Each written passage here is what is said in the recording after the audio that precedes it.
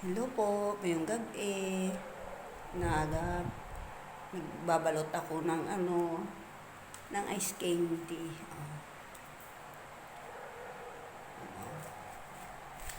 Ito pa yung babalutin ko. Ayan.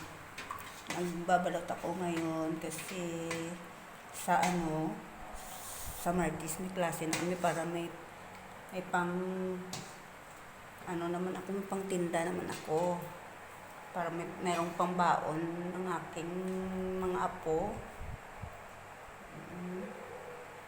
Ito lang ang aking hanap buhay. Maggagawa ng ice candy. Ibibenta sa school.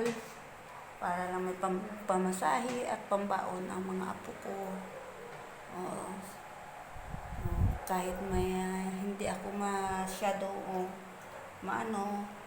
makakita, at least nakaano din naman ako. Kahit may diferensya yung mata ko, ano ko pa rin yung nagagawa ko. Kaya tiyaga-tiyaga lang. Para lang merong akong pagkukunan ng pambaon tsaka pamasahe ng mga apo ko. Ayan tag 5 piso lang ito. Ayan. Tag 5 piso. Ito yung ginagamit ko na plastic. Yan. Ito yung size ng plastic na ginagamit ko. Yung ikot-ikot ko lang. Rin naman na uubos din naman yung tinda ko, pero nauubos din yung kita ko kasi yun nga, dito kami kumukuha ng pambaon tsaka pang-kliti. Pamasahe namin ng mga apo ko. Kaya tiyaga-tiyaga lang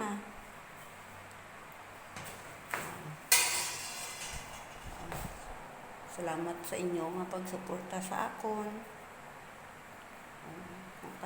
Damo pa may mas suporta sa akon. Damo. Na ito? 55 pieces. 55 pieces na ito. Tapos ito pang babalutin ko, mga mga higit pa ito, 100 pieces. Higit ito, 100 pieces lahat ang mabalot ko. Tiyaga-tiyaga lang. Kahit na yung mata ko yung malabo, tiyaga lang. Para mayroon lang kami kasi kung hindi ako maghahanap ng ideya na wala rin kami pagkukunan, maglula. Ito lang ang ko. Ubos yung paninda ko. Ubos din yung kita ko. May matitira. Yun naman ang ibibili ko ng pangdagdag ko sa ingredients. Yung ginagamit ko dito na ingredients, yung cocoa, tsaka yung chocolate na gatas, tsaka 2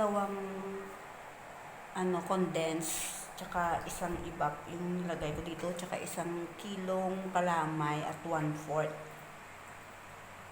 na asukal ang nilagay ko dito para masarap.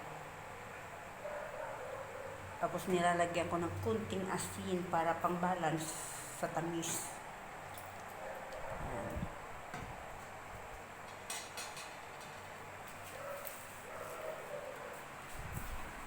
Ganito. O kaya yung ganito siya, medyo maano siya kasi medyo mainit-init pa siya. Binalot ko na siya, yung maligamgam. Niluluto ko pa kasi ito eh. Niluluto ko pa ito. Para yung kokwa hindi magbuo-buo. Ganito siya. Parang ano na siya. Oh. Kaya mabili ito. Yung gawa ko mabili ito sa school.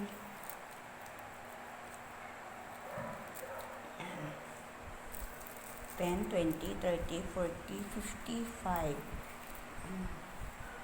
Yan. Salamat sa inyo nga paglantaw sa akong video. God bless po.